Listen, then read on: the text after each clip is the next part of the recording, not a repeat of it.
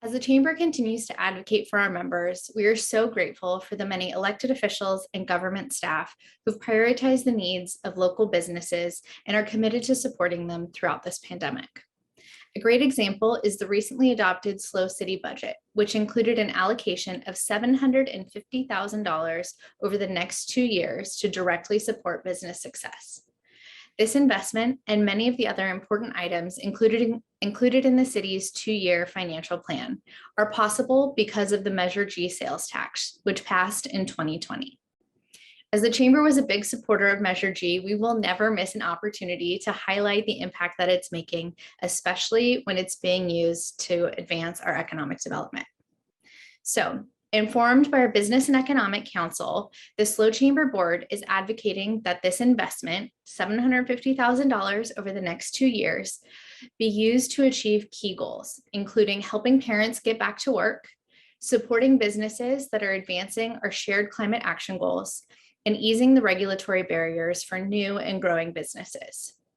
We're also advocating that wherever possible, programs designed to achieve each of these goals create the maximum ripple effect for our local economy beyond just the initial investment.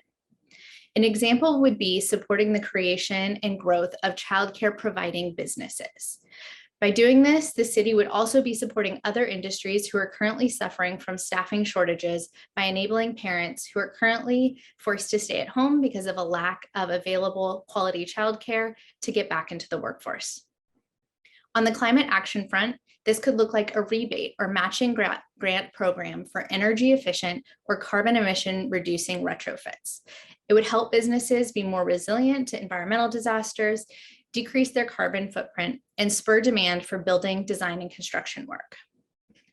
Across the board, we know that increasing predictability and tightening up the time it takes to process permits is one of the most impactful things that any level of government can do to support new and growing businesses, as well as accelerate the production of more affordable housing.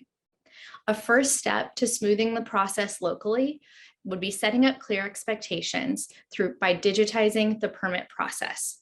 This would make it so that both the applicant and the city are looking at the same set of metrics, tracking where a permit is in the process and knowing what's coming up next.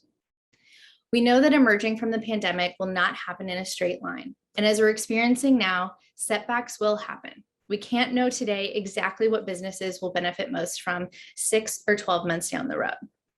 So inspired by the successful pilot programs that were implemented in just the past year or so, including the city's Parklet program and the Tenant Improvement Fast Track, we encourage the city to approach these business support initiatives that I just talked about with the same flexible and nimble mindset.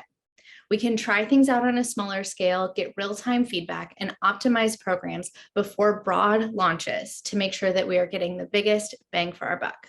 Thank you.